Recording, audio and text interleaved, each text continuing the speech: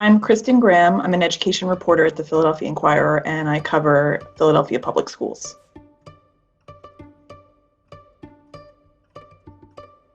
It's been a challenge being an education reporter during the pandemic because, the ways you source are completely different. Looking at the 2020-2021 school year, I don't know if I'm going to get to visit a classroom.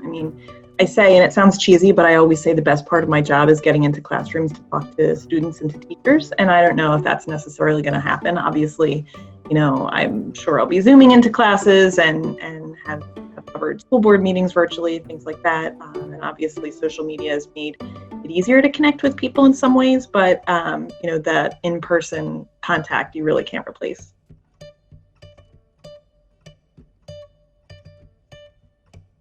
The pandemic has really made things tough for everyone, but in particular for families, for kids, particularly.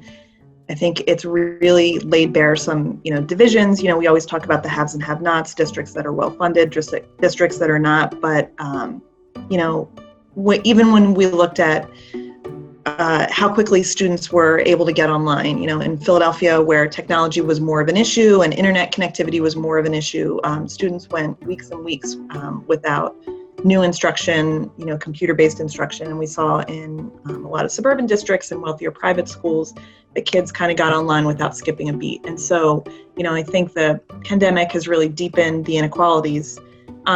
But even for folks for whom resources aren't as much of a challenge, this is hard for working families. This is hard for folks who, have to figure out what's going to happen, as, most kids are going to be online for at least most of the week or part of the week, if not all of the time.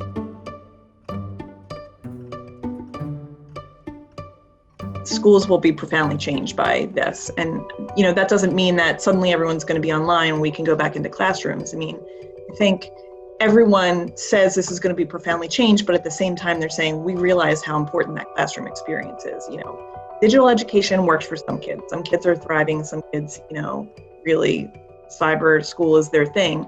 But I think for most kids, they value that classroom experience. You need that, not just the socialization with your peers, but, seeing your teacher. I'm talking to teachers who are saying, I don't know what it's going to be like if when I'm back in a classroom and I have to wear a mask because, the kids rely on me to, just that smile means something to them. When the pandemic is over, everyone who wants to be is going to be back in classrooms. That's not going to change. But I do think that there will be lasting impacts.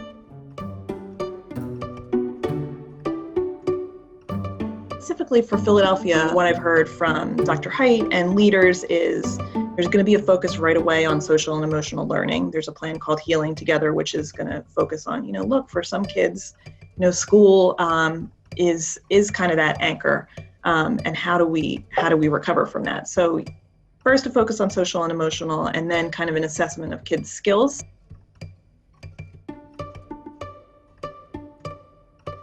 I think people are just going to have to, give each other some grace and, just know that everyone is in this situation, right? So it's not just that your child is potentially, suffering from the effects of the pandemic. This is something that, millions of kids are going to be dealing with. And, one day we'll look back and say, oh, remember that, the 2019, 2020 and 2020-21 school year when everything was turned on its end. Like, we're going to get through it, but, it'll take some growing pains, I think.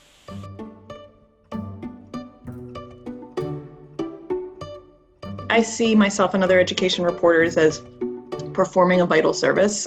Parents are in the dark, and let's face it, in a lot of ways, superintendents and principals are in the dark too, because they're dealing with they don't normally have to worry about public health recommendations and what the state says and what the Department of Education says about how far away desks have to be.